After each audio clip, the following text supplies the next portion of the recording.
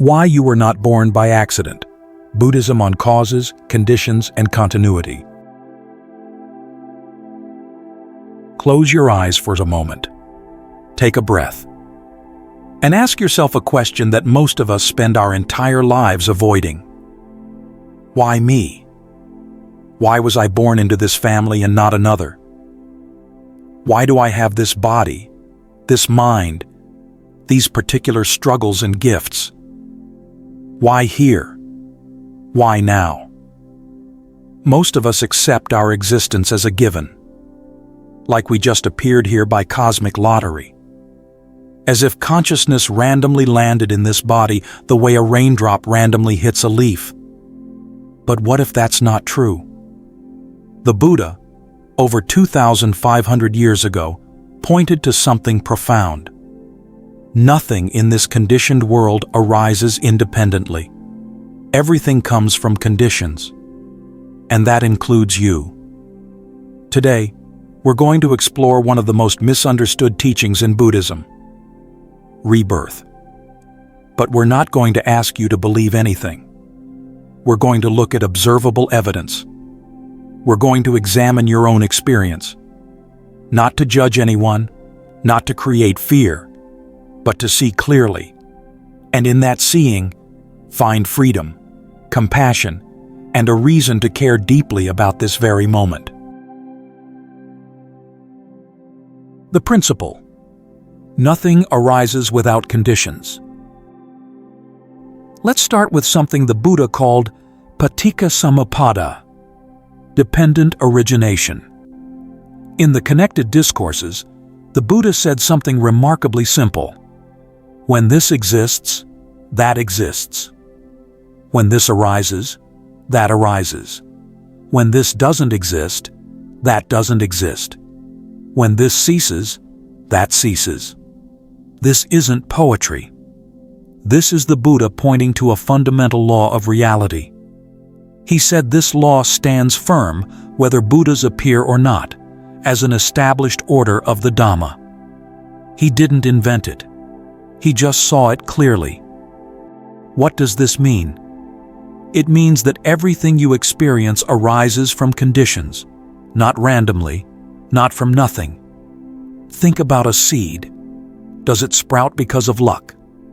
No. It needs soil, water, sunlight, the right temperature, microorganisms. But even those conditions depend on other conditions. Soil from weathered rock, water from rain cycles, sunlight from nuclear fusion in a distant star. You're like that seed. Your existence isn't a single random event. You're the meeting point of countless streams of conditions flowing together from the past. The Buddha mapped out exactly how suffering arises through 12 links of dependent origination. Ignorance leads to formations, formations to consciousness, consciousness to name and form, and this chain continues through feeling, craving, clinging, and becoming, until it reaches birth. Here's what's crucial. Birth is link number 11, not link number 1. Birth doesn't come from nowhere. It arises from becoming, which arises from clinging, which arises from craving, an entire chain of conditions. This is the Buddha's answer to why you weren't born by accident. Because birth itself is always conditioned. But what creates those conditions? This brings us to karma. Most people hear karma and think of cosmic justice, but that's not what the Buddha taught. In the Numbered Discourses, the Buddha said, "Monks, I say that intention is karma. For having intended, one creates karma through body, speech, and mind. Karma is intentional action. The intentions you form and the actions that follow create conditions that ripple forward.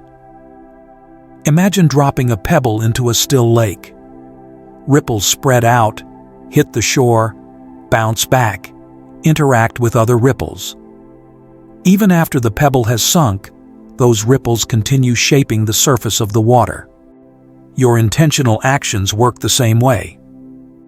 They create effects that continue long after the action itself is done. Not because a God is keeping track, but because that's how conditioned reality works. And if your actions create conditions that continue beyond what you can immediately see, then there's a genuine possibility that those conditions don't simply stop when your body dies. The evidence in your body and mind. Let me show you something you can verify right now. Watch your mind for a moment. A thought appears. I wonder what's for dinner. Where did that come from? Did you decide to think it? Or did it just arise? Look closely. There was probably a sensation in your stomach, maybe a smell, maybe just the time of day. The thought arose from conditions. You didn't choose it. It emerged from a web of causes. Another thought. I should check my phone. Where from? Maybe anxiety, maybe boredom, maybe a deeply grooved habit. Conditions. Here's what's remarkable. Not a single thought, feeling, or impulse arises randomly. Watch closely enough, and you'll see everything arises from conditions. If this is true moment by moment, and you can verify this yourself, then why would the arising of consciousness at birth be any different? The Buddha taught that consciousness always arises dependent on conditions. Eye consciousness arises when there's an eye and forms to see. Ear consciousness arises when there's an ear and sounds to hear. Consciousness doesn't exist independently. It arises when conditions are present. But here's the question. If consciousness arises from conditions, who or what created those conditions? Why did you come into this world with certain tendencies already in place? If birth were truly random, every baby should be a blank slate. But they're not. Some babies are calm from day one. Others are restless and cry constantly. Some show sensitivity to music before they can speak. Some children naturally share and comfort others. Some struggle with empathy despite loving parents. Modern psychology calls this temperament and attributes it to genetics.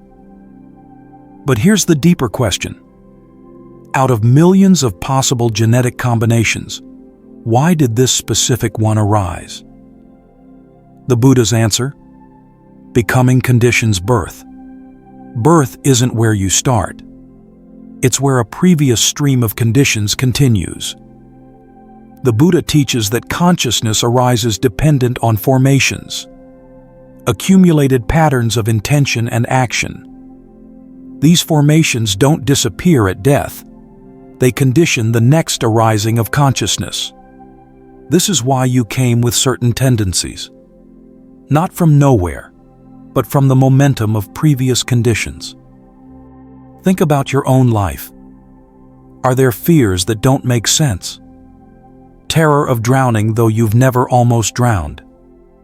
Panic in small spaces though you've never been trapped. Or the opposite. Attractions from nowhere. You visit a place and feel like you're coming home. You meet someone and feel instant connection. You pick up a skill, and it feels like remembering, not learning. Buddhism offers a perspective. These are underlying tendencies, anusaya, patterns beneath conscious awareness. The Buddhist teaching suggests these patterns may have momentum that extends beyond this single lifetime. Not because there's a soul traveling from body to body, but because conditioned streams of consciousness continue when conditions are right.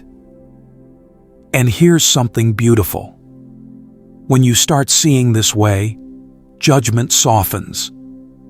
When you see that even your own thoughts arise from conditions you didn't choose, you begin to see that everyone is caught in streams of conditions they didn't fully choose. That person who hurt you, They're operating under layers of conditioning. That doesn't excuse their actions, but it helps you see them as a conditioned being, not an inherently evil entity. And yourself. When you make mistakes, you can see those as conditioned arising, not proof of your unworthiness. This doesn't remove responsibility. It clarifies responsibility. Because if you can see the conditions, you can start to work with them. Why this specific life? The complexity of conditions. Before we go further, let's address something important. When we talk about karma and rebirth, we're not saying that child born with illness deserved it, or that person in poverty earned their suffering. The Buddha's teaching is infinitely more complex and compassionate. In the numbered discourses, the Buddha explicitly warns against trying to trace every experience back to a single karmic cause. He said that trying to precisely calculate this suffering came from that exact past action leads to madness and distress. Why? Because reality is vastly more complex. Your current experience arises from an intricate web, possibly actions from past lives, but also actions in this life. Other people's actions affecting you, natural processes, biology, weather, accidents. When a child is born with illness, we can't say, they deserved that. The Buddha never taught such cold judgment. The teaching on karma isn't meant to explain away suffering or create judgment. It's meant to empower you, to show you that your intentions and actions matter, that you're not helpless, that you have influence over what conditions you create going forward. You didn't choose where your river started. You didn't choose the current. But you have oars. You can influence the direction. In the middle-length discourses, the Buddha described that for conception, 3 conditions must converge: union of mother and father, the mother's fertile period, and the gandhabba, the consciousness ready to take rebirth. It's not a soul, but a stream of conditioned consciousness that continues when conditions are right. Birth isn't random at the biological level. There has to be a matching, a convergence of conditions. The Buddha addressed this directly in the shorter analysis of action. Those who caused harm may tend toward illness. Those who were generous may tend toward having resources. Those who were humble may tend toward being respected. But hear this carefully. The Buddha is describing tendencies, not absolute rules. He's pointing to how the quality of intentions creates momentum, like water following grooves already carved in the landscape. Repeated patterns of intention leave imprints that incline towards certain experiences. But this doesn't mean every circumstance is your fault. You're also affected by others' actions, natural laws, collective conditions, and the simple fact that bodies age and get sick. The teaching isn't about blame. It's about understanding that in this complex web, your intentions still matter and still shape what unfolds. Now, if there's rebirth, who is reborn? There was a monk named Sati who thought there was an unchanging consciousness, like a soul, that travels from body to body. The Buddha corrected him strongly. He taught that consciousness always arises dependent on conditions. There's no independent, unchanging consciousness. So what continues? Think of lighting one candle from another. Is the flame the same? Not exactly. It's new. But is it completely different? Not exactly. It was transmitted. It carries continuity. Rebirth is like that. Not the same person moving to a new body, but one process giving rise to another. Conditioned continuity without a permanent self. Or think of a river. You can't step into the same river twice. The water is always different. But we still call it a river. because there's pattern, continuity, flow. You're like that too. The you of 10 years ago isn't the you of today. Every cell has been replaced, memories edited, beliefs shifted. Yet there's something continuous. Not a thing, but a process, a pattern, a stream of conditions. And according to the Buddha, when the body dies, that stream doesn't simply stop. Not as long as there's craving, clinging, conditions that fuel continued becoming. But here's the beautiful part. Because there's no fixed self, you're not locked into any identity. Every moment is a chance to create new conditions, to flow in a new direction. This is deeply practical and compassionate toward yourself and everyone you meet. The choice. Freedom within conditions. So if everything is conditioned, do you have freedom? Are you just a puppet? This is where Buddhism offers something profound. You're not completely free from conditions, but you're not completely imprisoned by them. Imagine you're in a boat on a river.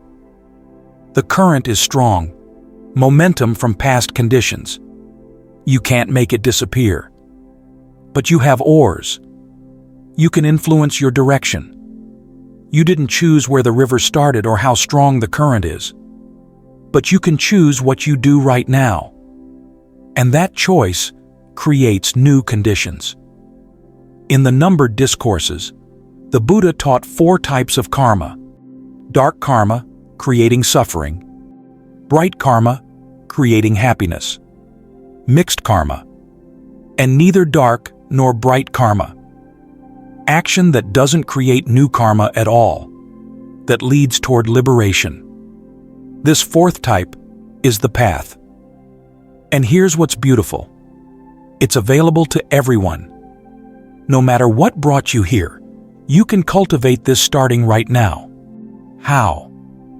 The Buddha gave us wise attention. Yoniso manasikara. Wise attention means seeing things as they are.